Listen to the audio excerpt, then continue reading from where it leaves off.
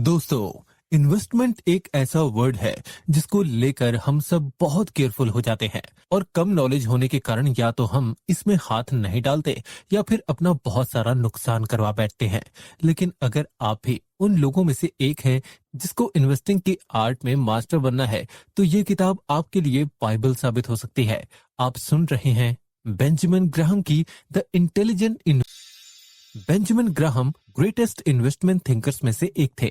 1907 के financial crash में उनकी विधवा मां के सारे पैसे खो जाने के बाद उनका परिवार गरीबी में आ गया। फिर भी ग्राहम ने अपनी इन्वेस्टमेंट की समझदारी से कुछ ही सालों में उस गरीबी को अमीरी में बदल दिया। कोलंबिया यूनिवर्सिटी में पढ़ाई करने के बाद उन्होंने पहले वॉल स्ट्रीट में काम किया, क्लर्क से एनालिस्ट और फिर पार्टनर बने। फिर उन्होंने अपनी खुद की इन्वेस्टमेंट पार्टनरशिप कंपनी चलाई, जिस वजह से उन्होंने फाइनेंशियल मार्केट में हिस्टोरिकल और साइकोलॉजिकल नॉलेज की वेल्थ हासिल की। उन्होंने अपने बुक द इंटेलिजेंट इन्वेस्टर में उस नॉलेज को शेयर किया है। इंटेलिजेंट इन्वेस्टर में इन्वेस्टमेंट प्रिंसिपल्स और इन्वेस्टर्स के नजरिए पर बहुत ध्यान दिया गया है। इंटेलिजेंट इन्वेस्टर पहली बार 1949 में पब्लिश हुई थी। पोर्टफोलियो इन्वेस्टमेंट के बेसिक प्रिंसिपल्स दशकों से सेम है, इसीलिए यह बुक आज भी उतनी ही यूजफुल है जितनी उस टाइम थी। इस बुक का गोल हमें 3 चीजें सिखाना है। नंबर 1, लॉसेस को कैसे कम करें। नंबर 2, सस्टेनेबल प्रॉफिट कमाने के चांसेस को कैसे बढ़ाएं। नंबर 3, अपने सेल्फ डिफीटिंग बिहेवियर को कैसे दूर करें जो अक्सर इन्वेस्टर्स को अपनी पूरी कैपेसिटी तक पहुंचने से रोकते हैं। एक इंटेलिजेंट इन्वेस्टर बनने के लिए आपको नई चीजें सीखने के लिए पेशेंस, डिसिप्लिन और उत्सुक रहना चाहिए। आपको अपने इमोशंस को कंट्रोल करने और अपने लिए सोचने में भी सक्षम होना चाहिए। ग्राहम कहते हैं, एक अच्छे इन्वेस्टर के आईक्यू की तुलना में कैरेक्टर के साथ बहुत ज्यादा लेना देना है। ग्राहम इन्वेस्टर्स और सट्टेबाजों के बीच एक इम्पोर्टेंट अंतर को बताते हैं। एक अच्छे इन्वेस्टर में 3 चीजें होती हैं। पहली, किसी कंपनी के स्टॉक की खरीद से पहले उसके बिजनेस प्रैक्टिसेस को चेक करते हैं। दूसरी, यह इंश्योर करते हैं कि इन्वेस्टमेंट किसी भी सीरियस या बड़े नुकसान से सेफ है। तीसरी, इम्प्रैक्टिकल रिजल्ट्स की उम्मीद नहीं करते, बल्कि मार्केट के एवरेज रिटर्न को देखते हुए अपने गोल बनाते हैं। एक इंटेलिजेंट इन्वेस्टर के लिए पैसा सिर्फ मार्केट को फॉलो करके नहीं बनता है, यानी स्टॉक बेच देना क्योंकि प्राइस बढ़ गया है और प्राइस कम होने पर उसे खरीद लेना।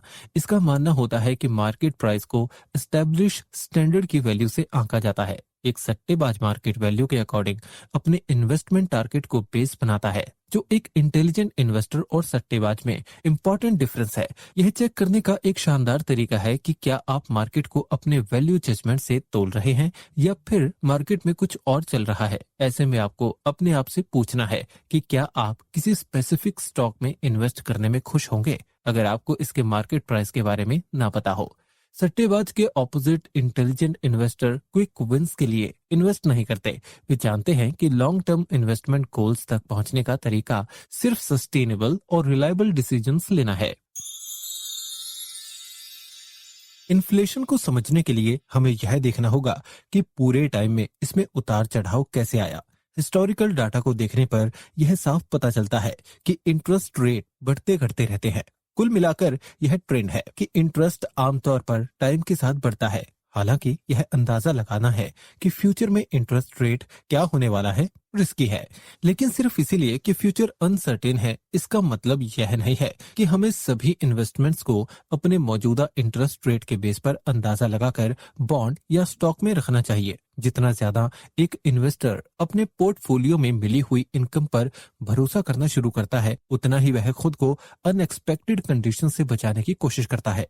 इसका मतलब है कि बॉन्ड और स्टॉक दोनों मार्केट में अपना पैसा इन्वेस्ट करना शुरू करता है। बेसिकली इन्वेस्टर्स के पास 2 एडिशनल इन्वेस्टमेंट ऑप्शन अवेलेबल होते हैं जिसे आप खुद को इन्फ्लेशन से बचा सकते हैं। Number 1, real estate investment trust. ऐसी कंपनीज में इन्वेस्ट करें जो रेजिडेंशियल और कमर्शियल प्रॉपर्टीज से किराए लेती हों। Number 2, treasury inflation protected securities. ऐसे गवर्नमेंट बॉन्ड्स जो इन्फ्लेशन के बढ़ने से अपने आप बढ़ते हैं।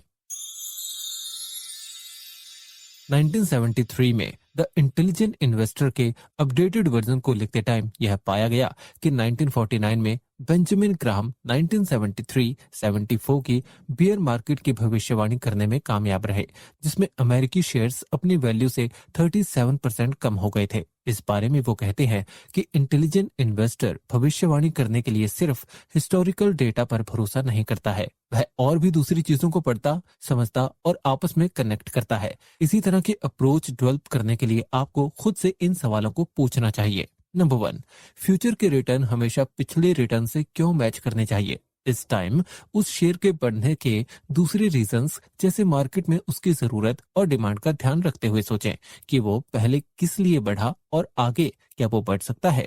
नंबर 2, अगर सब सेम रहा तो फ्यूचर के रिटर्न ज्यादा होने की कितनी पॉसिबिलिटीज हैं? एक मार्केट के हाल फिलहाल के अच्छे रिटर्न के बेस पर फ्यूचर के रिटर्न को प्रेडिक्ट करना रिस्की है। कोई भी स्टॉक हर टाइम लगातार अच्छा परफॉर्म नहीं कर सकता है। इस आइडिया को अपनाकर इन्वेस्ट करने से कई इन्वेस्टर्स हाई बाइंग के जाल में पड़ जाते हैं, क्योंकि उन्हें एक स्टॉक सेफ लगता है, इसीलिए उन्हें ज्यादा खरीदकर होल्ड कर लेते हैं और कम बेचते हैं। लेकिन जब स्टॉक गिरता है तब नुकसान उठाना पड़ता है। इस इंसिडेंट से डील करने के लिए आप रूल ऑफ ऑपोजिट्स का इस्तेमाल कर सकते हैं, जो बताता है कि ज्यादा एक्साइटेड इन्वेस्टर्स शॉर्ट टर्म फायदे वाले शेयर्स पर ज्यादा ध्यान देते हैं। ऐसे में आपको उनसे ऑपोजिट बिहेव करना है। फ्यूचर के स्टॉक रिटर्न का अंदाजा लगाने वाला डेटा यही कहता है। फ्यूचर अनप्रेडिक्टेबल है, इसीलिए टिप यह है कि फ्यूचर की भविष्यवाणी करते टाइम अपने लिमिट्स और फाइनेंशियल स्ट्रेंथ के बारे में अवेयर रहें, ताकि आप रिस्क मैनेजमेंट के साथ जेन्युइन प्रॉफिट की उम्मीद करें। आपके पोर्टफोलियो की एग्रेसिवनेस आपके किए गए इन्वेस्टमेंट के टाइप पर कम और आप किस तरह के इन्वेस्टर हैं उस पर ज्यादा डिपेंड करती है। इन्वेस्टमेंट अप्रोच दो तरह की होती है। पहले, जो इन्वेस्टर रिसर्च करते टाइम बॉन्ड, म्यूचुअल फंड्स और स्टॉक्स का एक साथ सिलेक्शन करते और उन्हें ऑब्जर्व करते हैं, ग्राहम उन्हें एक्टिव या एंटरप्राइजिंग अप्रोच वाले इन्वेस्टर कहते हैं। इसके लिए बहुत टाइम और एनर्जी की जरूरत होती है। दूसरी तरफ एक परमानेंट पोर्टफोलियो जिसे बनाने के लिए आपकी तरफ से कम एफर्ट्स की जरूरत होती है और जो ऑटो पायलट पर चलता है, लेकिन इसके रिजल्ट से बहुत ज्यादा खुशी नहीं होती है, इसे पैसिव या डिफेंसिव अप्रोच कहते हैं। दोनों अप्रोचेस अपने आप में स्मार्ट हैं, लेकिन उनमें से किसी एक में सफलता के लिए आपको यह जानने की जरूरत है कि कौन सी अप्रोच आपके लिए बेहतर है। ऐसा इसीलिए है क्योंकि आपको अपने पूरे इन्वेस्टमेंट करियर के टाइम उस अप्रोच के साथ रहना होगा और अपने इमोशंस और कॉस्ट्स दोनों को ध्यान रखना होगा।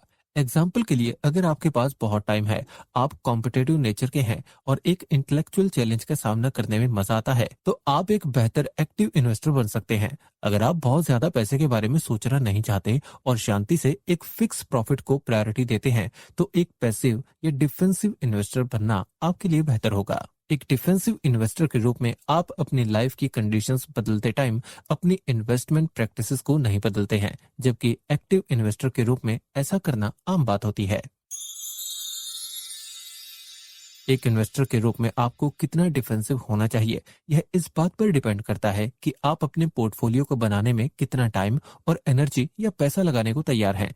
जैसा कि आपने जाना कि इन्फ्लेशन के रिस्क के कारण पूरी तरह से स्टॉक या बॉन्ड में इन्वेस्ट करना अपने आप को कमजोर बनाना है, इसीलिए इसमें कोई फर्क नहीं पड़ता कि आप कितने बड़े इन्वेस्टर हैं। आपको हमेशा अपने पैसों का कम से कम हिस्सा शेयर्स में रखना चाहिए। एक डिफेंसिव इन्वेस्टर को सबसे बड़े चैलेंजेस में से एक इसका सामना करना पड़ता है कि वे ज्यादा रिसर्च किए बिना स्टॉक चुन लेते हैं।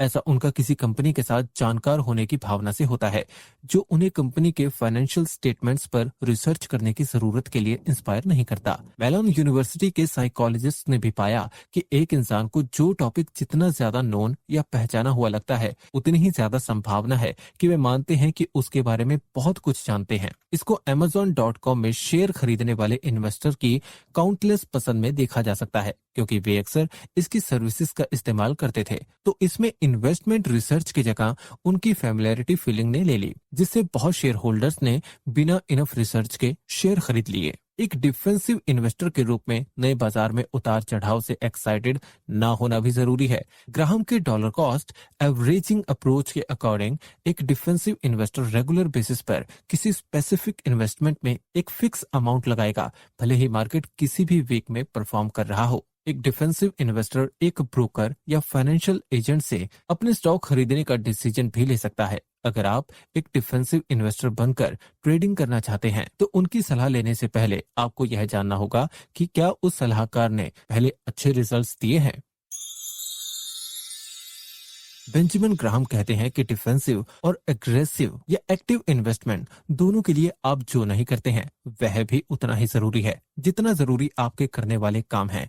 एग्रेसिव इन्वेस्टर को इन चीजों से बचना चाहिए। हाई यील्ड वाले पसंदीदा स्टॉक से बचें, क्योंकि इस तरह के स्टॉक से जुड़े रिस्क को कम करने के लिए कोई आसान तरीका नहीं है। बाजार के उतार चढ़ावों के अकॉर्डिंग लगातार स्टॉक खरीदने और बेचने के चक्कर में फंसने से ट्रेडर को बहुत बड़ा नुकसान हो सकता है। जैसा कि इंटरव्यू में ऑथर को उन हजारों इन्वेस्टर्स ने बताया जो एग्रेसिव इन्वेस्टिंग के शिकार हो गए थे कि जितनी ज्यादा आप ट्रेडिंग करते हैं उतना ही कम प्रॉफिट रखते हैं। एक इन्वेस्टर जो 1 या 2 महीने से ज्यादा टाइम तक अपने शेयर्स को होल्ड नहीं कर पाता वो फेल हो सकता है।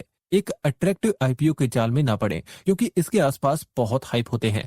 जितनी ज्यादा हाइप होती है उतनी ही ज्यादा संभावना है कि यह स्टॉक ज्यादा होगा, और ज्यादा संभावना यह है कि आप रेशनल जजमेंट को छोड़कर अपनी फीलिंग्स के बेस पर एक डिसीजन ले लेते हैं। इसके साथ ही एग्रेसिव इन्वेस्टमेंट से प्रॉफिट कमाने के लिए अपनी इन्वेस्टमेंट के टाइम इन बातों का ध्यान रखें। हाई मार्केट्स में सेल और लो मार्केट में खरीद, बार्गेन स्टॉक खरीदें, स्पेशल सिचुएशंस में प्रॉफिटेबल स्टॉक खरीदें। इसके अलावा इन 2 सवालों का जवाब आपके पास हमेशा होना चाहिए। पहला, क्या स्टॉक खरीदने का डिसीजन लेने से पहले अपनी रिसर्च की है?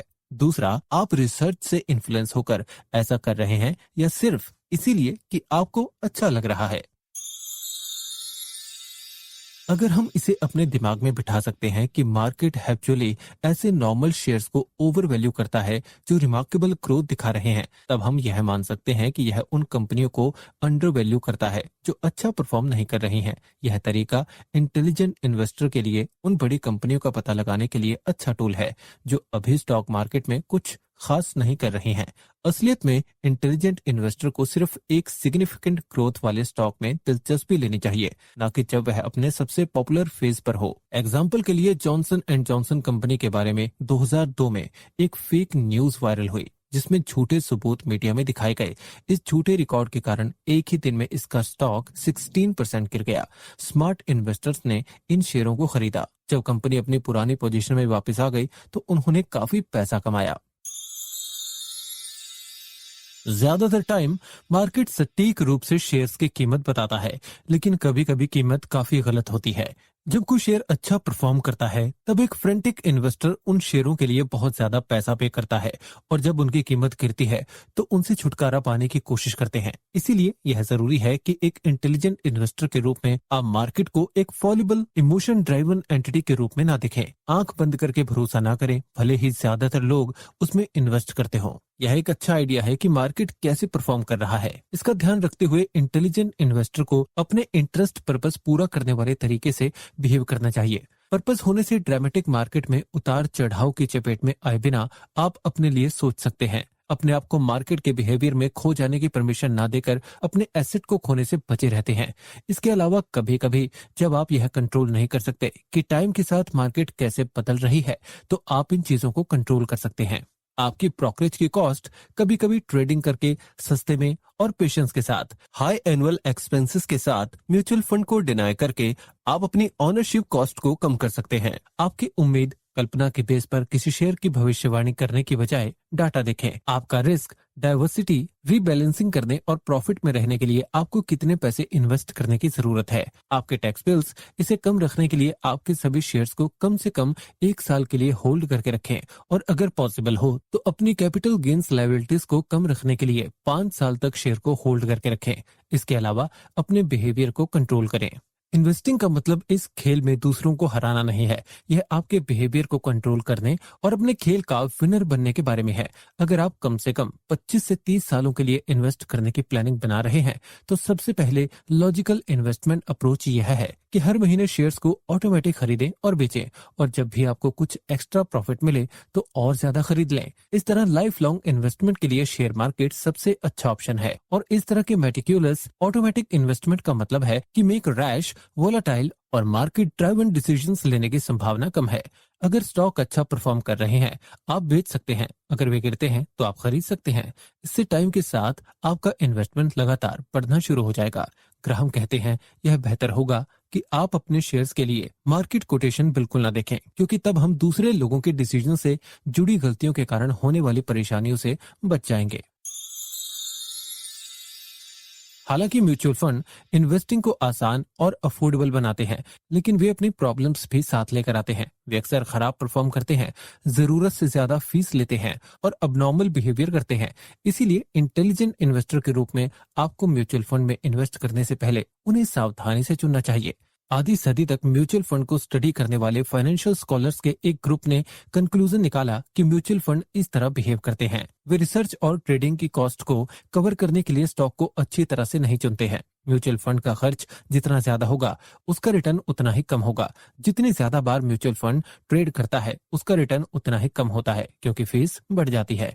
म्यूचुअल फंड स्टॉक की तुलना में ज्यादा अनस्टेबल होते हैं। पास्ट में हाई रिटर्न देने वाले म्यूचुअल फंड्स के इनके हाई रिटर्न को लंबे टाइम तक बनाए रखने की संभावना नहीं होती। यह तरीके म्यूचुअल फंड को समझने के लिए सही है। इसके अलावा म्यूचुअल फंड इंटेलिजेंट इन्वेस्टर को अपने पोर्टफोलियो को डाइवर्सिफाई करने, उन्हें मार्केट को एनालाइज करने और अपने स्टॉक चुनने के अलावा काम करने से फ्री करने का एक अच्छा टूल प्रोवाइड करते हैं। आमतौर पर एक इंडेक्स फंड लंबे टाइम में म्यूचुअल फंड्स को हरा देते हैं। अगर आप किसी इंडेक्स फंड को 20 साल या उससे ज्यादा टाइम तक रख सकते हैं, तो आप ज्यादातर प्रोफेशनल और इंडिविजुअल म्यूचुअल फंड इन्वेस्टर से बेहतर परफॉर्म करेंगे। ग्राहम और वॉरेन बफेट दोनों एग्री करते हैं कि index fund individual intelligent investors के लिए सबसे अच्छा ऑप्शन है। चाहे रिटर्न रेट पर एडवाइस लेना हो या चीजें गलत होने पर रीजन जानना हो, एक एडवाइजर का होना इंटेलिजेंट इन्वेस्टर के लिए एक एसेंशियल एसेट साबित हो सकता है। दरअसल ऐसे कई स्पेसिफिक सिनेरियोज हैं जिसमें एडवाइजर की तलाश करना और भी ज्यादा फायदेमंद साबित हो सकता है। इसमें शामिल है अगर आपका पोर्टफोलियो अपने एस्टिमेटेड प्रॉफिट वैल्यू से कम परफॉर्म करता है, अगर आपको पर्सनल बजट बनाए रखने में मुश्किल होती है और आप मुश्किल से अपना गुजारा कर पाते हैं। ऐसे में सेविंग शुरू करना तो दूर की बात है। जब आपका पोर्टफोलियो पूरी तरह से अनस्टेबल होने की कगार तक आ पहुंचा हो, अगर आप हाल ही में अपनी लाइफ के इम्पोर्टेंट जैसे एम्प्लॉय से सेल्फ एम्प्लॉयड बनना या सेल्फ एम्प्लॉयड से सिस्टम बनाकर अपना बिजनेस शुरू करने जैसे डिसीजन ले रहे हैं, अपना एडवाइजर चुनने से पहले आपको पहले यह इंश्योर करने की कोशिश करनी चाहिए कि उन पर भरोसा करने के लिए क्या उन्होंने पास्ट में उस तरह के रिजल्ट किसी दूसरे के लिए प्रोड्यूस किए हैं जैसे आप चाहते हैं। जब आपको ऐसा कोई मिल जाए तो ऐसा फाइनेंशियल एडवाइजर आपके लिए कुछ इस तरह की मदद करने में सक्षम होगा। एक अच्छा फाइनेंशियल प्लान बनाकर उसे फॉलो करने में मदद करना कि कहाँ कितने रुपए खर्च करने हैं और कैसे कमाने हैं।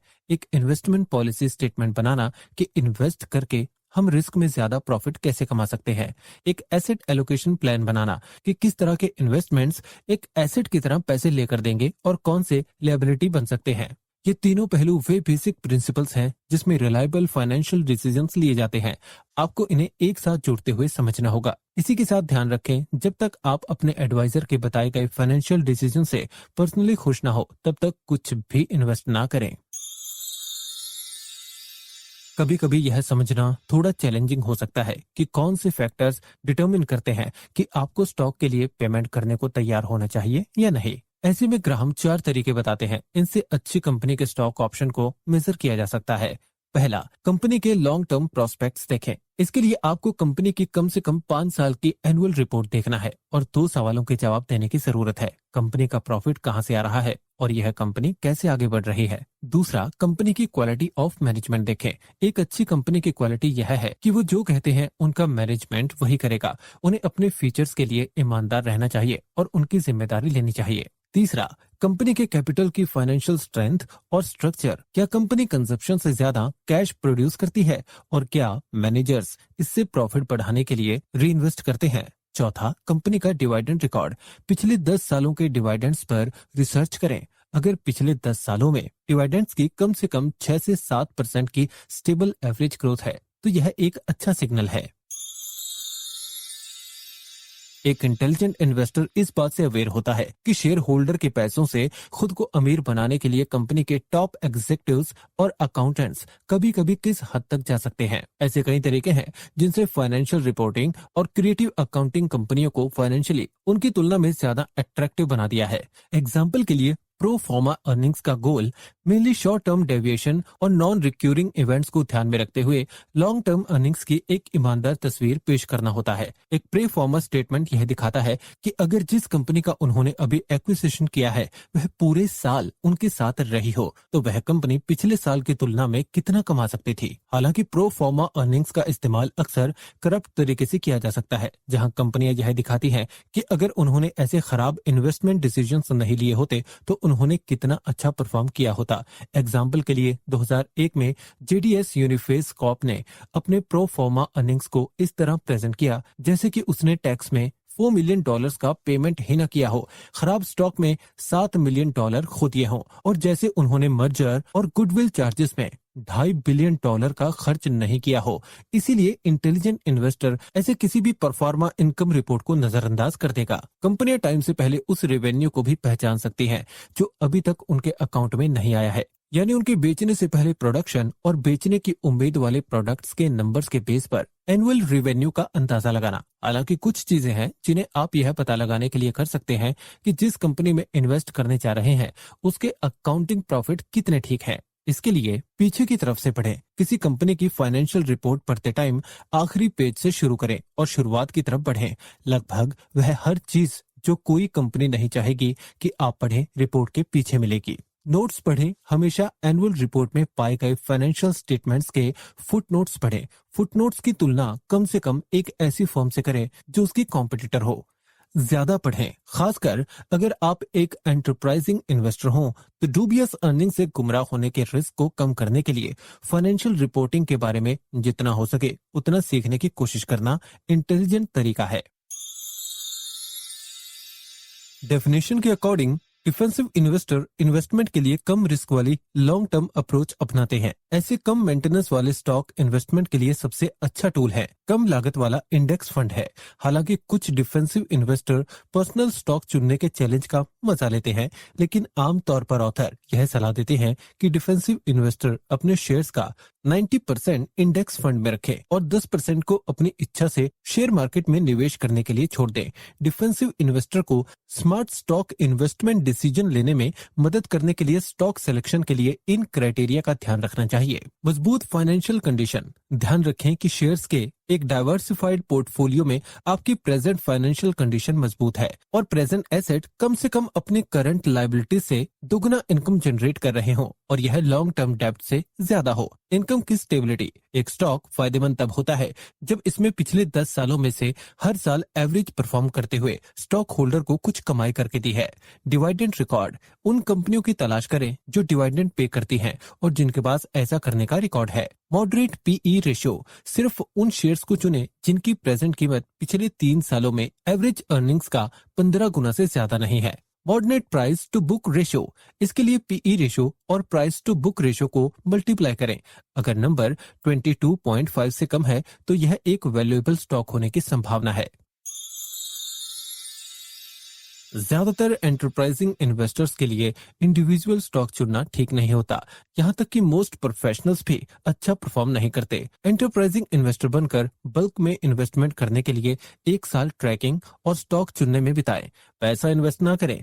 इस तरह आप कोई सिग्निफिकेंट डेप्ट के लिए सीख सकते हैं। 1 साल के बाद अपने रिजल्ट्स को इस बेस पर मेजर करें कि अगर आपने अपना पैसा किसी इंडेक्स फंड में लगाया होता तो आपने कैसा परफॉर्म किया होता। अगर आपको जवाब नुकसानदायक लगता है या आपने खराब स्टॉक चुना है तो आपके लिए डिफेंसिव इन्वेस्टर बनने के बारे में सोचना ठीक होगा। अगर आपने प्रोसेस का मजा लिया और कुछ अच्छे रिटर्न कमाए, वैसे ज्यादा फायदा देने वाले चुनिंदा शेयरों को इकट्ठा करें, लेकिन उन्हें अपने पूरे पोर्टफोलियो में सिर्फ 10% तक सीमित रखें। बाकी को इंडेक्स फंड में इन्वेस्ट करें।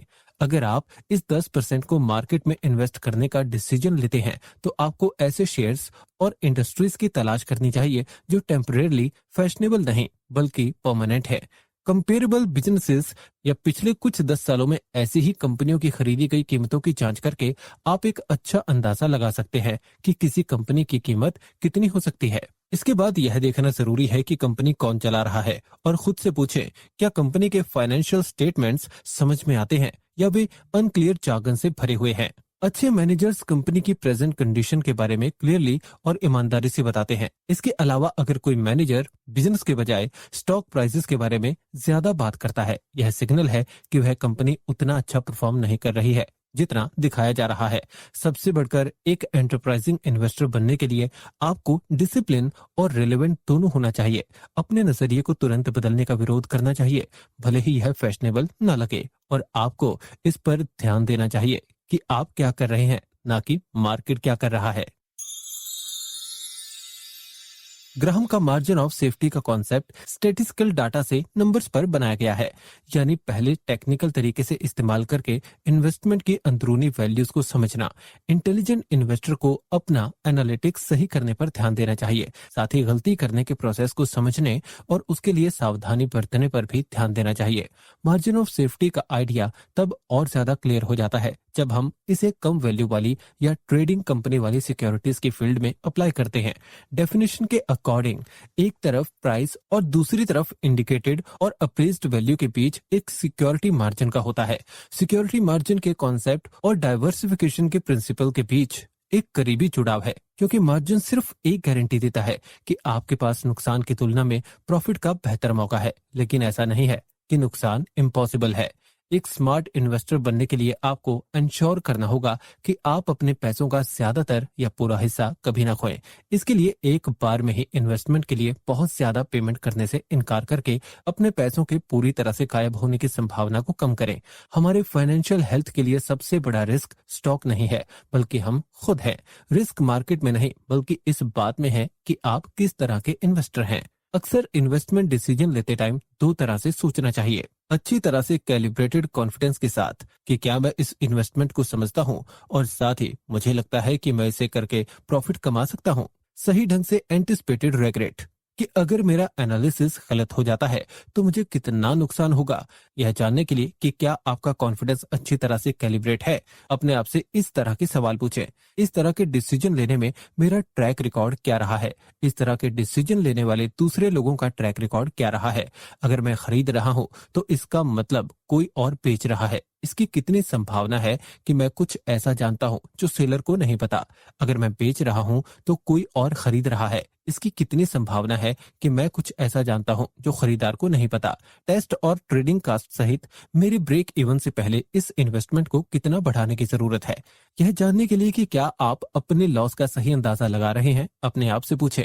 इसी तरह के इन्वेस्टमेंट्स के पीछे रिकॉर्ड के बेस पर मुझे कितना पैसा खोने का रिस्क हो सकता है? अगर यह डिसीजन नुकसानदायक निकला तो क्या मेरे पास ऐसे दूसरे इन्वेस्टमेंट्स हैं जिनसे मैं इस नुकसान को रिकवर कर सकूं? क्या मेरे इस इन्वेस्टमेंट के रिस्क से ज्यादा प्रॉफिट हो सकता है? क्या मैंने पहले कभी इस तरह के स्टॉक इन्वेस्टमेंट में बहुत सारा पैसा खोया है? उस टाइम मैंने कैसा महसूस किया? क्या मैंने और ज्यादा खरीदा या एग्जिट कर लिया? क्या मैं अपने बिहेवियर पर कंट्रोल रखता हूँ? क्या मैं उस टाइम पर घबराहट से बचने के लिए अपने विल पावर पर भरोसा करता हूँ? कई इन्वेस्टर्स अपने डिसीजन के सही होने पर इतने श्योर होते हैं कि वे गलत होने के रिजल्ट से खुद को बचाने के लिए बहुत कम एफर्ट्स करते हैं। यह एक प्रॉफिटेबल इन्वेस्टमेंट के लिए अच्छा नहीं है। इसी के साथ यह इंश्योर करना ठीक है कि आपका पोर्टफोलियो डाइवर्सिफाई है। मार्केट में उतार चढ़ाव आपको कभी प्रभावित नहीं करेंगे और आपको नुकसानदायक इन्वेस्टमेंट से होने वाली गिरावट कभी भी कुल पोर्टफोलियो का नुकसान नहीं कर सकेगी। इसका मतलब है कि आप कंसिस्टेंसी, पेशेंस और शांत माइंड के साथ इन्वेस्टमेंट कंटिन्यू रख सकते हैं, क्योंकि आप धीरे धीरे अपने लॉन्ग टर्म फाइनेंशियल गोल्स की दिशा में अपना काम कर रहे हैं। बॉन्ड कम रिटर्न देते हैं, लेकिन आपके पोर्टफोलियो को सेफ और स्टेबल करते हैं। जैसा कि हमने पहले जाना कि मेजर टाइप के बॉन्ड जिसमें आपको अपना पैसा इन्वेस्ट करना चाहिए वे हैं अपनी सेंट्रल गवर्नमेंट के सेविंग बॉन्ड्स और देश की टॉप कंपनियों के बॉन्ड्स हो सकते हैं। बॉन्ड फंड मंथली इनकम की सुविधा के साथ साथ सस्ते और आसान डाइवर्सिफिकेशन भी देते हैं, जिसे आप कमीशन पेमेंट किए बिना करंट रेट्स पर फंड में वापस निवेश कर सकते हैं। कन्वर्टेबल बॉन्ड के फायदे नुकसान पर डिसीजन लेते हुए ऑथर कहते हैं कि ऐसे इन्वेस्टमेंट्स जो स्टॉक की तरह बिहेवियर करते हैं और ऑप्शंस की तरह काम करते हैं, आप ऐसे बॉन्ड रख सकते हैं और उस पर ब्याज कमा सकते हैं, या इसे प्री डिटरमिन्ड रेशियो पर इशू करने वाली कंपनी के नॉर्मल स्टॉक से एक्सचेंज भी कर सकते हैं। वॉल स्ट्रीट के सेल्स पीपल अक्सर कन्वर्टेबल बॉन्ड्स को दोनों तरह से अच्छे बताते हैं, लेकिन इंटेलिजेंट इन्वेस्टर के तौर पर आपको पता होना चाहिए कि कन्वर्टेबल बॉन्ड ज्यादा दूसरे बॉन्ड्स की तुलना में कम इनकम देने वाले और ज्यादा रिस्की होते हैं। तो लेसन यह है कि जब आप सिर्फ बॉन्ड रखने के लिए तैयार नहीं है, तब तक कन्वर्टेबल बॉन्ड एक अच्छा ऑप्शन नहीं है। आइडियल अप्रोच इंडेक्स फंड्स के पोर्टफोलियो का मालिक बनना है। इंडेक्स फंड के पास हर स्टॉक या बॉन्ड होता है। इस तरह आप अंदाजा लगाने का खेल छोड़ देते हैं कि मार्केट कहां जा रहा है। प्रैक्टिकली मान लें कि आप हर महीना 1500 रुपए बचा सकते हैं, तब भी अपने अपने देश की टॉप 30 कंपनीज में इन्वेस्ट कर सकते हैं। इससे आपका पैसा डाइवर्सिफाई रहने के कारण सेफ रहता है और कंपनी के ग्रो होने पर बढ़ता है। इंडेक्स फंड पोर्टफोलियो परफॉर्मेंस के आधार पर आप 7% एवरेज ओवरऑल की उम्मीद करते हैं, तो इसमें लगभग ट्रांजैक्शन फीस यानी पोर्टफोलियो कॉस्ट का लगभग 0.3% होगी। इससे आपको हर साल कुल 6.7% रिटर्न का फायदा होगा। कम कॉस्ट वाला इंडेक्स फंड कम लो मेंटेनेंस स्टॉक इन्वेस्टिंग के लिए अब तक बनाया गया सबसे अच्छा टूल है। किसी इंडेक्स फंड को 20 साल या उससे ज्यादा टाइम तक बनाए रखें, हर महीने उसमें नया पैसा जोड़ें, आप पाएंगे कि ये लॉन्ग टर्म में एक प्रोफेशनल से बेहतर परफॉर्म कर रहे हैं।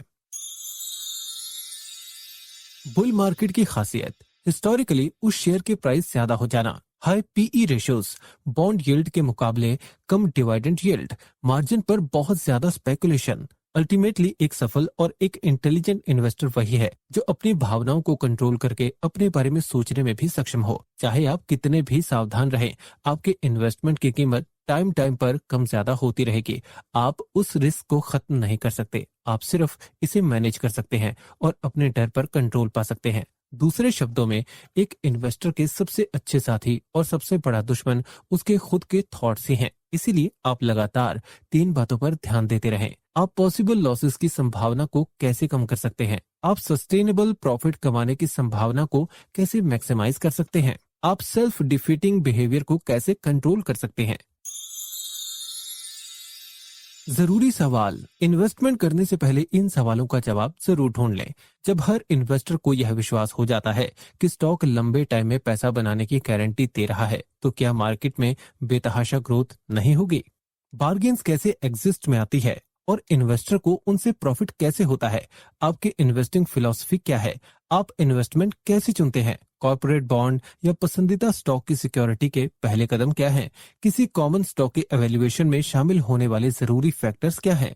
यह कंपनी किस चीज से आगे बढ़ रही है? इसका प्रॉफिट कहां से आएगा और खर्चा कहां होगा? New chapter. दोस्तों, इस बुक से अब तक जो सीखा उसको एक बार दोहरा लें ताकि आसानी से याद रहे।